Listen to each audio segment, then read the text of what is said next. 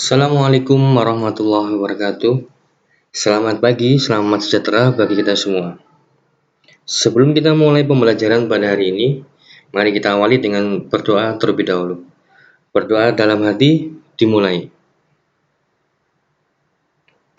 Berdoa selesai. Anak-anakku sekalian, pada kesempatan pertama ini izinkan Bapak memperkenalkan diri.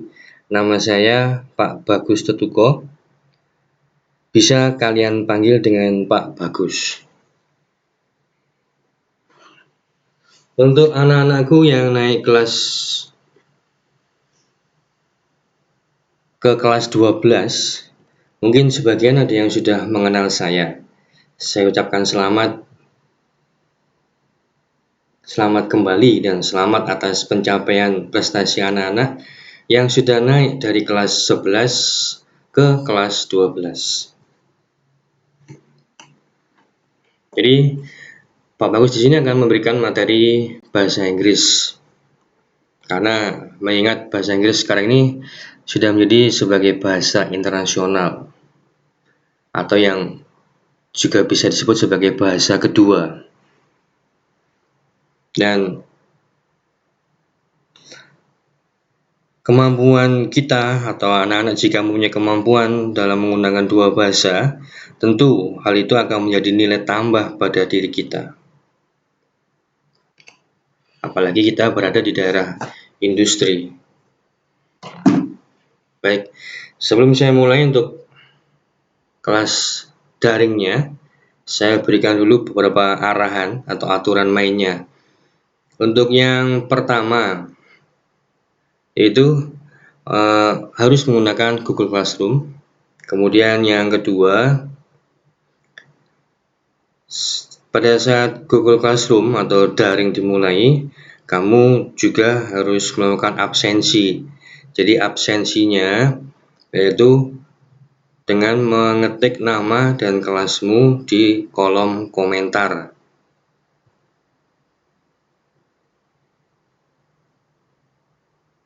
Di mana itu sebagai bukti atas kehadiran atau absensi kehadiran dalam pembelajaran bahasa Inggris dalam hal ini. Berikutnya yang kedua, untuk materi pembelajarannya akan Pak Bagus sampaikan bisa berupa modul atau PowerPoint ataupun juga bisa berupa video.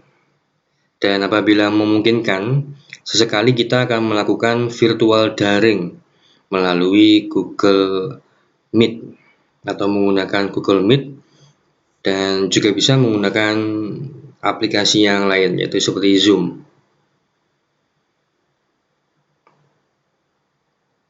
Baik, saya mulai. Jadi untuk materi pertama kita akan mereview ulang yang mana sudah pernah kalian dapatkan, sudah pernah anak-anak dapatkan pada saat kelas 10 dan kelas 11. Materi apa itu? Kita lihat bersama. Nah, itu ada part of speech yang dimana bagian-bagiannya first yang pertama ada noun. Apa itu noun? Noun adalah kata benda. Kemudian ada pronoun, kata ganti orang atau benda. Kemudian ada verbs, kata kerja, kata yang mempunyai arti melakukan sebuah pekerjaan atau aktivitas. Kemudian ada adjective, yaitu kata sifat. Kemudian ada adverb, kata keterangan. Ada preposition, kata depan. Conjunction, kata sambung atau kata hubung. Ada interjection, yaitu yang digunakan untuk mengungkapkan sebuah perasaan. Ya, tentunya kamu akan merasa seperti gambar yang ada di sini. Pusing, Pak. Nah, tidak perlu khawatir. Not to worry because we will discuss one by one. Kita akan mendiskusikan satu demi satu dari setiap materi tersebut. Kita mulai ya. Nah, yang pertama adalah noun, kata benda. Kata benda dibedakan, yang pertama ada living things, benda hidup seperti manusia, hewan, dan tumbuh-tumbuhan. Kemudian yang berikutnya ada unliving things, benda mati atau unliving, benda tidak hidup atau benda mati. Ada banyak contohnya. Table, chair, door, television, air, gas, handphone, Android, laptop, dan seterusnya dan seterusnya.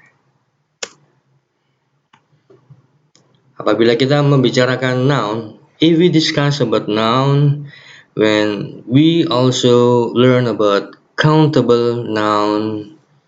What is countable noun? Apa sih countable noun itu? Countable noun adalah kata benda atau benda yang bisa dihitung. Countable, dapat atau bisa dihitung. Seperti meja, kursi, dan lain-lain.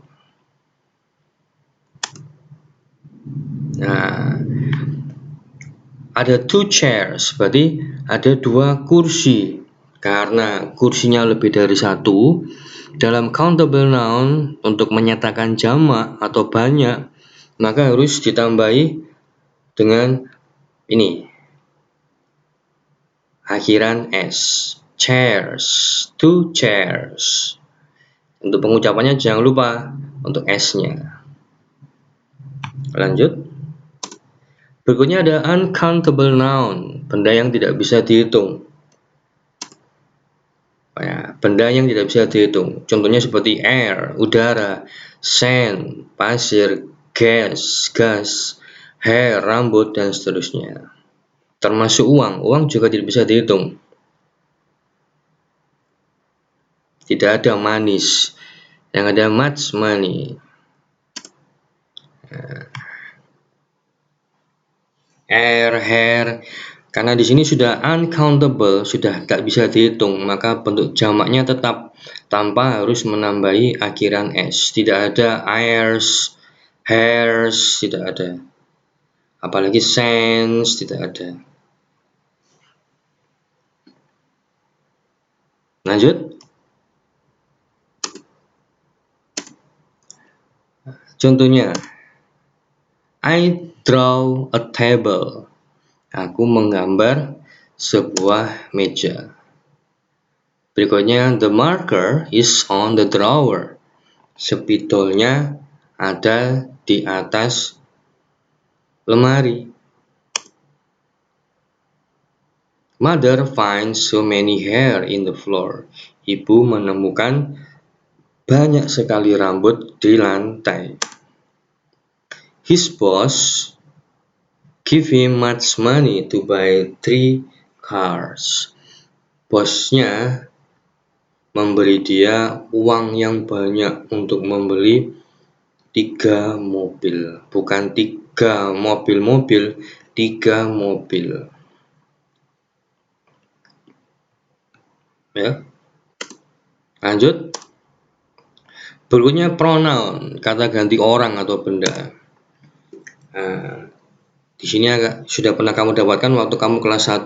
Ada yang pertama subjektif, objektif, possessive adjektif, possessive pronoun. Subjektif itu di depan, objektif di tengah setelah kata kerja, kemudian possessive adjektif dan possessive pronoun artinya sama-sama kepemilikan.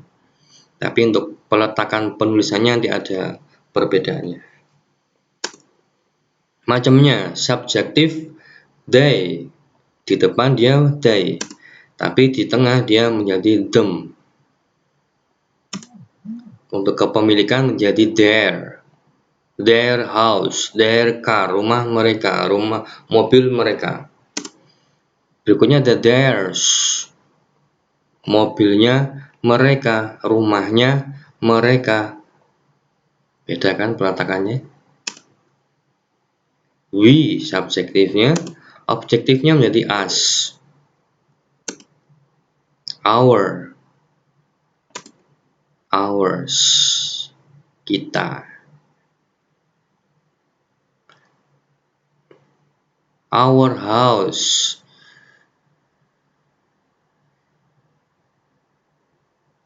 This house is ours.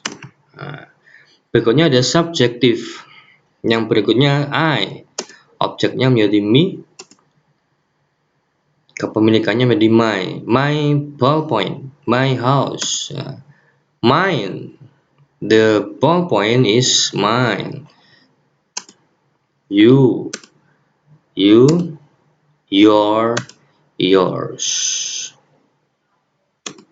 Ada he menjadi him, menjadi his, dan lagi his. She, her, hers. Berikutnya ada it menjadi it, tetap it, jadi its. Nah, ini yang harus kamu pahami dan harus kamu review pertama kali. Lanjut. Contoh, I go with them in his house. Jadi ada 3 pronoun. Aku pergi dengan mereka ke rumah dia, cowok dalam hal ini his, karena kalau cewek her house. Good.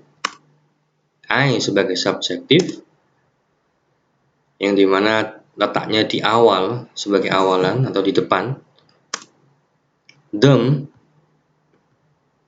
sebagai objektif karena letaknya di tengah. Kemudian his sebagai possessive pronouns.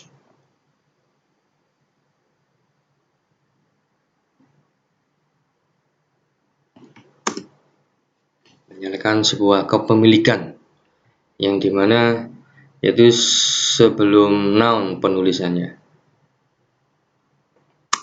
Lanjut, this book is yours. Nah, buku ini milikmu. Yours, possessive pronouns. Kepemilikan, dimana penulisannya setelah noun. Nah, ini perbedaannya possessive pronoun dengan possessive adjective. Maaf, ini seharusnya possessive adjective. Maaf, nanti akan saya edit. Lanjut, I bought you some candies. It is on the refrigerator. Aku membelikanmu beberapa permen-permen. Itu ada di kulkas. Nah, subjektif, objektif, ini sebagai subjek juga. Nah, inilah dia fungsi atau kegunaan dari pronouns. Fungsinya pronoun, nah, kita tidak perlu lagi mengulang kembali. Di mana it di sini sebagai kata ganti dari noun benda yang namanya permen atau candies. Jadi tidak usah tulis candy lagi, cukup dengan mengganti dengan it.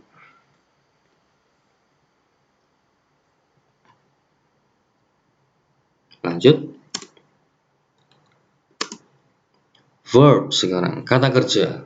Kata kerja adalah kata yang dimana maknanya atau artinya melakukan sebuah kegiatan atau aktivitas. Ada regular verbs, dibedakan yang pertama, regular verbs adalah kata kerja yang beraturan, yang dimana dalam penulisannya tinggal menambahi akhiran d atau ed. Dalam hal ini adalah pembentukan dari kata kerja bentuk ke-1 ke kata kerja bentuk kedua dan ke kata kerja bentuk ketiga. Berikutnya, irregular verb atau kata kerja yang tidak beraturan.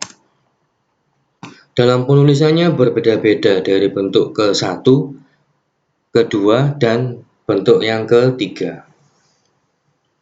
Maksudnya bagaimana, Pak? Kita lihat contohnya. Contoh, ada word menjadi word. Word menjadi worked tulisannya. Di sini masuk ke dalam kelompok regular verb karena dia diakhiri dengan akhiran ed. Di sini kita tidak usah ambil pusing karena kita bentuk ke satu, ke bentuk yang kedua, dan ke bentuk yang ketiga sama, tinggal menambah ed semua. Jadi kita hanya tinggal langsung menulis tanpa mengingatnya. Tapi yang susah nantinya bentuk yang irregular verb, kita harus menghafalkannya. Sing menjadi sang, tulisannya sing sang, mohon maaf, tulisannya sing sang sung, bacanya sing sang sang. Ada punya write, wrote, written, termasuk ke dalam irregular verb.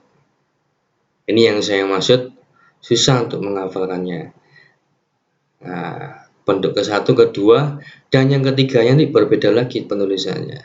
Tapi kalau yang regular verb tinggal menyontoh saja, copy paste dari bentuk yang sebelumnya, seperti itu. Lanjut, adjective. Kata sifat, di mana kata sifat ini digunakan untuk menerangkan, menjelaskan dari sebuah kata benda. Beautiful girl, difficult task, dan seterusnya. Contohnya ada ya, beautiful, good, bad, expensive, dan seterusnya, dan lain-lain. Contoh yang pertama, Mr. Harry is a handsome man.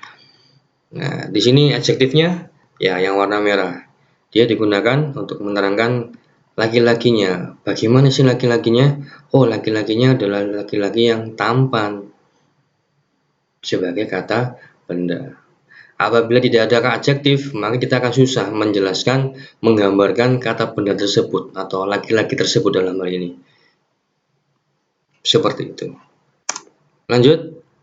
I have a sport car this year. Aku mempunyai sebuah mobil sport, mobil balap tahun ini. Nah, untuk menjelaskan mobil apa sih? Mobil balap. Lanjut. Adverb, kata keterangan. Jika kita berbicara dengan kata keterangan, ada banyak sekali. Adverb of time, manner, degree, modality, frequency, place, dan focus. Kata keterangan waktu, sikap, tingkat, frekuensi, seberapa banyak, tempat, dan seterusnya. Contohnya ada tomorrow, slowly, very, usually, school. Contoh kalimat, I will go to your house tomorrow. Kata keterangan waktu, tomorrow. The stove will automatically off. Nah, ini masuk ke dalam modality. Kompornya akan secara otomatis off, mati.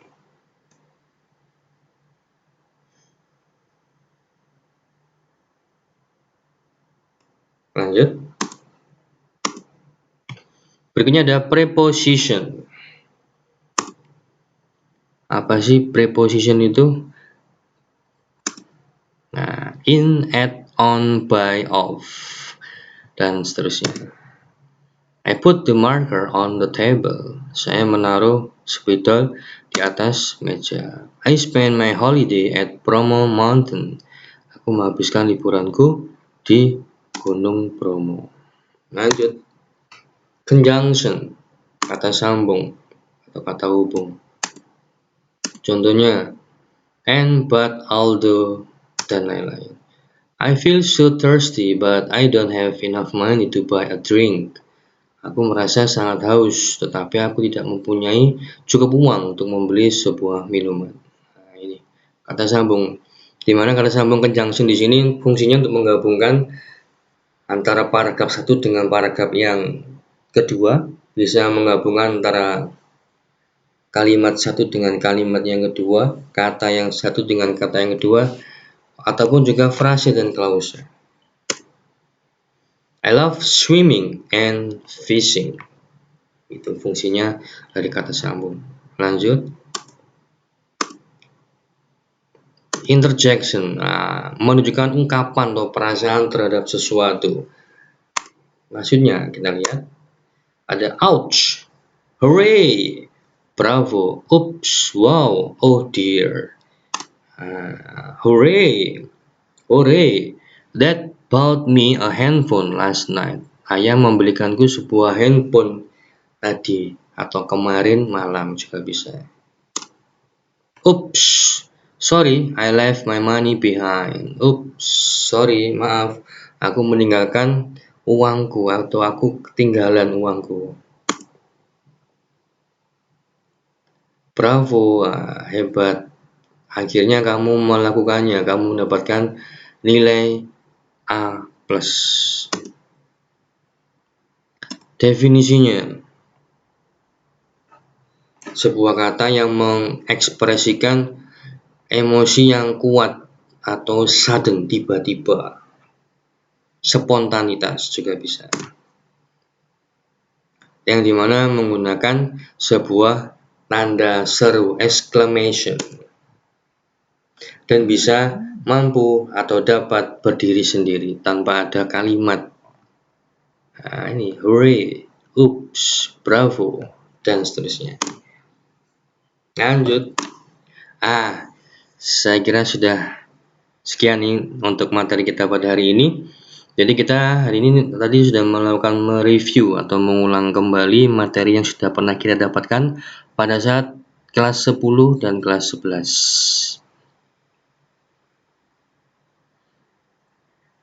Untuk pesan dari Pak Bagus, jangan lupa untuk tetap patuhi anjuran pemerintah tentang protokol kesehatan. Jadi stay safety and healthy. Saya akhiri. Assalamualaikum warahmatullahi wabarakatuh.